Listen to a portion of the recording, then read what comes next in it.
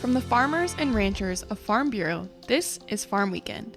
The newest offering from Feeding Minds Press focuses on growing a summer favorite. Chad Smith has details. The latest publication from Feeding Minds Press, the publishing arm of the American Farm Bureau Foundation for Agriculture, is I Love Blueberries, a children's book written by Shannon Anderson. Anderson says the book is a sequel to the award-winning I Love Strawberries. I Love Blueberries picks up where I Love Strawberries left off. Jolie, our enthusiastic little gardener, at the end of the Strawberries book, after finally convincing her parents she should be able to grow her own strawberries, her mom takes her to a blueberry farm. And then we kind of have this repeat where she says, "Oh, I love blueberries." And so this is all about her now exploring how to grow blueberries. She says the book will teach kids they can learn a lot by growing their own food. It teaches them science and math and nutrition, how hard work pays off, and problem solving. I mean, there are just so many great things. And of course, food's pretty important as far as we can't live without it. So I think it's good for kids to have an interest and to know where their food comes from. Anderson says the featured crop is not the only change from I Love Strawberries. Instead, I decided that what I could do is feature a different form of farming. And so in this book, she's exploring hydroponics. Kids are going to see Jolie and her new friend Margot working together to figure out a way that they can do a do-it-yourself hydroponics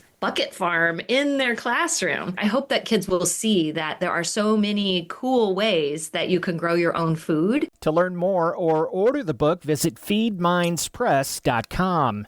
Chad Smith, Washington.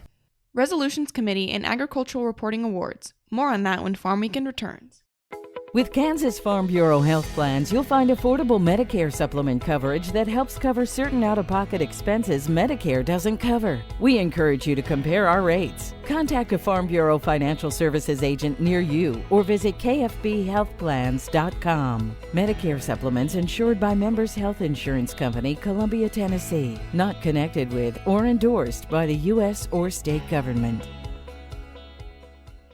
Kansas Farm Bureau's Resolution Committee met on April 9th to begin the grassroots policy development process. Members reviewed national and state legislative issues, discussed outcomes from American Farm Bureau Federation's policy session, and reviewed issue surfacing reports, including recommendations from Kansas Farm Bureau's Ag Advisory Committees. The committee also heard a presentation on ensuring drone spraying from Farm Bureau Financial Services. This meeting sets the committee's plan of work for the year. They will meet again in August for more education and to continue the policy review. Kansas Farm Bureau is now accepting entries for its annual Agricultural Reporting Awards, recognizing the important contributions of print and broadcast journalists in portraying the narratives of Kansas farmers and ranchers. To be eligible, journalists must cover agriculture in Kansas, be published or aired with byline or credit in a professional capacity between June 1st, 2024 and May 31st of 2025. For full details and to enter by June 13th, go to kfb.org. Next, Insight with Greg Deering.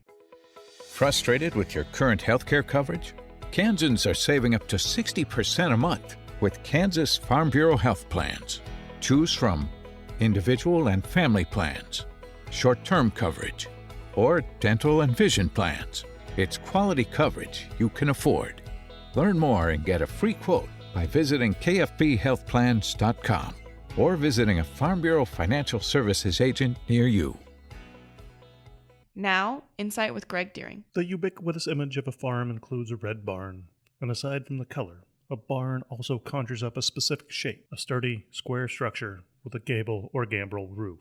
That's what the barn on my grandparents' ranch looked like growing up. But for a brief period in the early 20th century, a subset of barns were not traditional in any sense. They were round or nearly round. Fewer than 1,400 round barns are estimated to have been built around the turn of the last century, mostly in the Midwest. Roundish barns reached Kansas in the early 1880s when 2 octagonal barns were built in Shawnee County. The majority of the 41 round or roundish barns in Kansas were built in the early 1900s. Local influence appears to have played a key role in the construction of the circular structures. If you lived in an area where one irregular barn was built, there's likely to be another nearby. That's how Marshall County became home to 3 circular barns in less than a decade. The most recent estimate shows there are 24 of the round structures still standing in Kansas. Some are being preserved by owners on working farms and ranches. Others have found new life as event venues, while others are being worn away by Kansas weather. Join us next weekend for another edition of Farm Weekend from Kansas Farm Bureau, the voice of agriculture.